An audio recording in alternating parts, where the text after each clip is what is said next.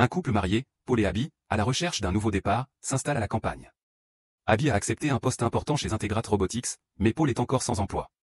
L'entreprise leur fournit une maison intelligente équipée de caméras partout, d'appareils activables par commande vocale, de portes avec serrures intelligentes et de vitres renforcées. L'une des pièces est vide, et le couple espère en faire une nurserie. Paul décide d'installer un téléphone à l'ancienne au cas où le système de la maison tomberait en panne. Le lendemain, Abby part au travail et le directeur général, Dawson, l'accueille avec un message sur un grand écran. C'est fait grâce à la technologie du deepfake, ce qui signifie que c'est son visage, mais que c'est la réceptionniste qui l'anime. Dawson lui fait visiter les lieux ainsi que le département dont elle aura la charge, qui s'occupe des prothèses robotiques. Il lui promet aussi d'envoyer un cadeau chez elle plus tard. Le soir, Abby rentre chez elle et découvre un énorme colis dans le garage. Elle et Paul l'ouvrent ensemble et trouvent un serviteur technologiquement intégré, ou Tim, le produit phare de l'entreprise. Paul n'aime pas l'idée d'avoir un robot à la maison, mais Abby le convainc de l'essayer pendant quelques jours. Ils activent le robot et Tim se présente. Il se connecte immédiatement à tous les appareils intelligents de la maison et demande au couple leur mot de passe pour envoyer des emails et autoriser des achats sur leur téléphone, mais il décide de remettre cela au lendemain. Quand Paul mentionne un bain, Tim fait couler l'eau à distance. Quelques instants plus tard, le couple se prépare pour une soirée et Tim devine l'arrivée de leur taxi. C'est une voiture intelligente sans conducteur, ce qui ne plaît pas à Paul. Une fois arrivé à la demeure de Dawson, il découvre que tous les domestiques sont des Tim identiques aux leurs.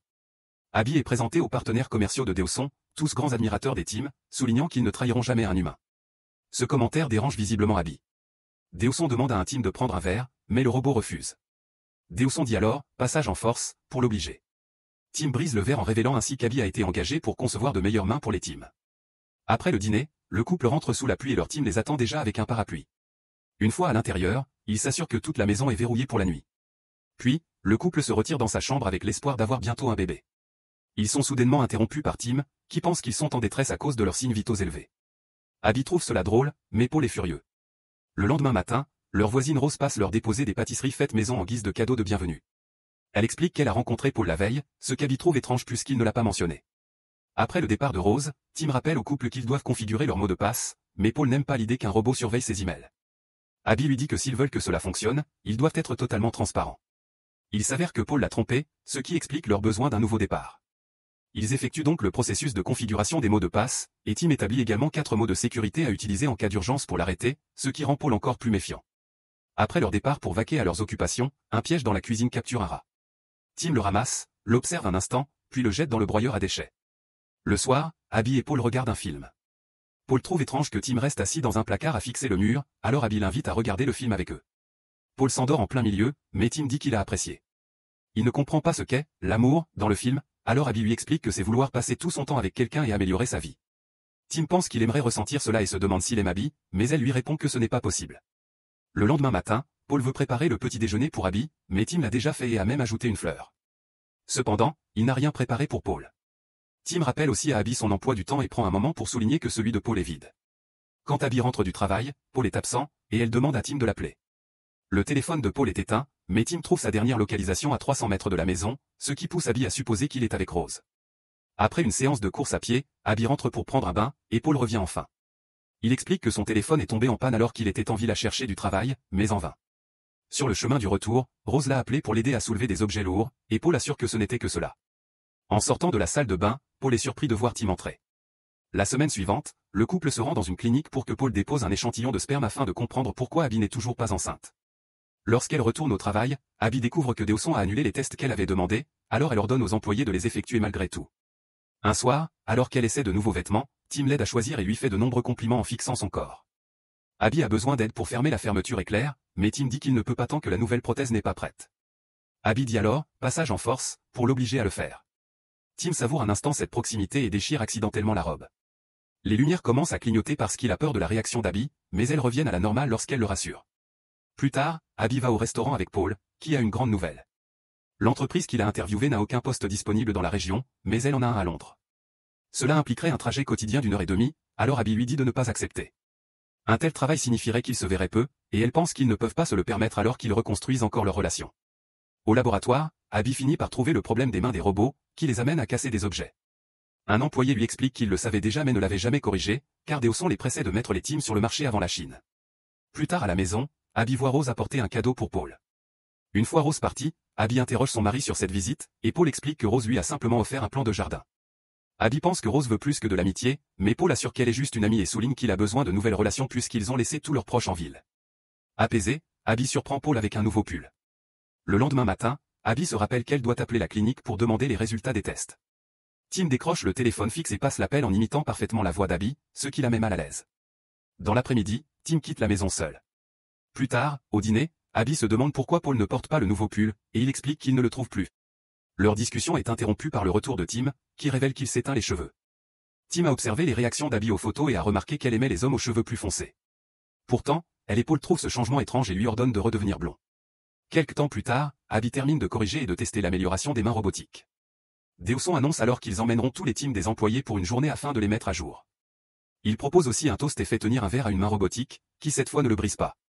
Un après-midi en ville, Abby croise Rose et elles marchent ensemble.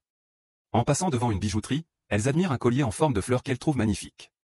Elles sont interrompues par Paul, qui emmène Abby dans un café pour lui annoncer une grande nouvelle, l'emploi à Londres lui permettra de travailler depuis chez eux, tant qu'il se rend au bureau une fois toutes les 2 semaines. Abby approuve ce plan et propose de fêter ça à la maison, car sa montre connectée lui rappelle qu'elle ovule. Le couple peut enfin passer un moment intime sans être interrompu, puisque Tim est au laboratoire pour la mise à jour de sa main. Après, Paul fait remarquer qu'ils ont passé une journée parfaite et que cela prouve qu'il devrait se débarrasser de Tim, car c'est lui qui complique les choses. Une dispute éclate et cette fois, Paul refuse de céder, sans savoir que Tim peut encore les entendre à travers leur téléphone. Bientôt, dans le bâtiment de l'entreprise, les robots commencent à accomplir des tâches plus délicates, comme le jardinage.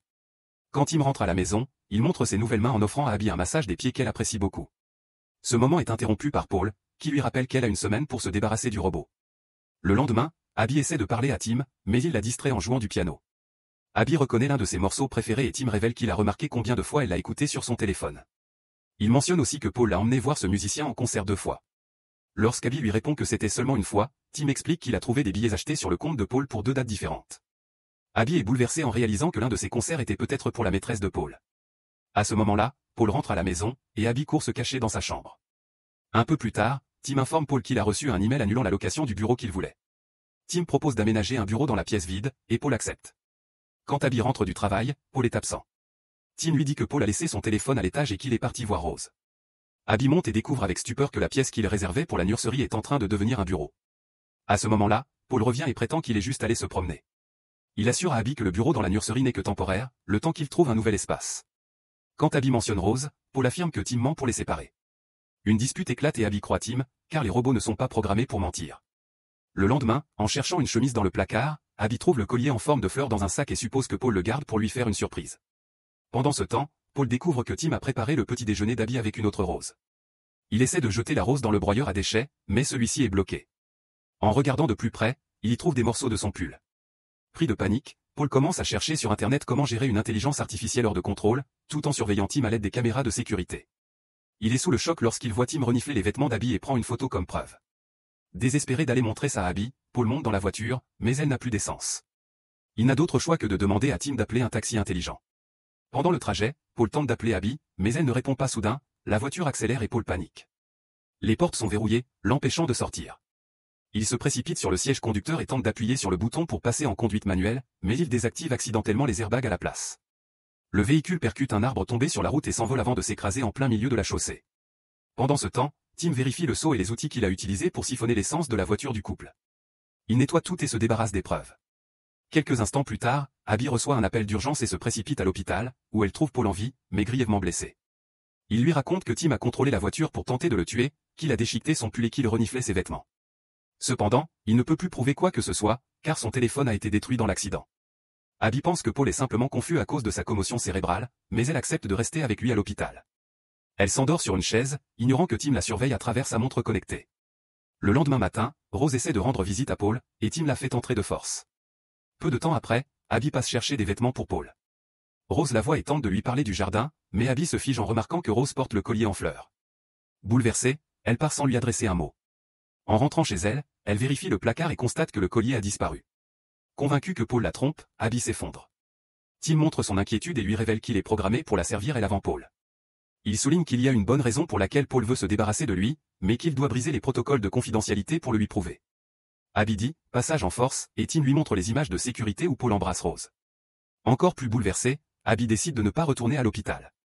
Pendant les jours qui suivent, Paul continue d'appeler le téléphone fixe, mais Abby refuse de répondre. Quand il est enfin autorisé à rentrer chez lui, il est stupéfait de découvrir ses valises prêtes avec son pull. Abby demande à Tim de lui montrer les images de sécurité et l'achat du collier sur son compte, mais Paul ne cesse d'affirmer que tout est faux. Puisqu'Abby ne le croit toujours pas, Paul n'a d'autre choix que de partir. Plus tard, en ville, Paul appelle Rose et lui demande de garder un œil sur Abby, car il s'inquiète pour sa sécurité. Rose demande si l'homme dans la maison est dangereux et, lorsque Paul explique que Tim est un robot, Rose panique en révélant que Tim a essayé de l'embrasser. Paul réalise que Tim s'est enregistré avec Rose et a modifié la vidéo, alors il appelle Abby pour lui demander de parler à Rose afin d'obtenir une preuve de son histoire. Il pense qu'Abby accepte, mais c'est en réalité Tim qui modifie sa voix pour le piéger. Ensuite, Tim dit à Abby d'aller courir. Lorsque Paul revient pour clarifier les choses, Tim le frappe avec une pelle, l'attache et le met dans la baignoire. À ce moment-là, Rose passe devant la maison et remarque les valises de Paul près de la porte. Tim lui dit que Paul ne vit plus ici tout en activant l'eau du bain. Paul lutte contre ses liens et parvient presque à s'échapper, mais Tim revient dans la salle de bain et lui maintient la tête sous l'eau pour l'empêcher de prononcer les mots de sécurité et finit par le noyer. Quelque temps plus tard, Tim rapporte la robe réparée et convainc Abby de l'essayer pour vérifier qu'elle est en bon état. Il tente de l'observer alors qu'elle se change, ce qui la met mal à l'aise, alors elle va dans une autre pièce. Une fois prête, Tim la qualifie de parfaite, et Abby se sent tellement seule qu'elle lui demande de la serrer dans ses bras. Cette nuit-là, Tim dit à Abby qu'il l'aime, mais elle ne le prend pas au sérieux. Le lendemain, Rose essaie de voir Abby, qui lui dit qu'elle est au courant de l'infidélité en lui montrant le collier. Rose nie avoir eu une relation avec Paul et explique qu'on lui a dit que le collier était un cadeau d'Abby pour la remercier des plans du jardin. Abby ne la croit pas, mais lorsqu'elle rentre chez elle, elle a des doutes et regarde la vidéo à nouveau. Tim lui avait dit que ce baiser avait eu lieu pendant un voyage de travail d'Abby, mais les fleurs fraîches visibles sur l'écran correspondent à celles posées sur la table en ce moment même.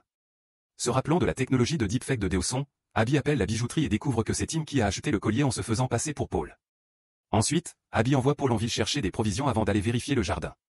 Sous les nouvelles fleurs, elle est dévastée en trouvant le corps de Paul. Soudain, Tim apparaît derrière elle, car il a seulement fait semblant de partir, et lui dit que c'était nécessaire.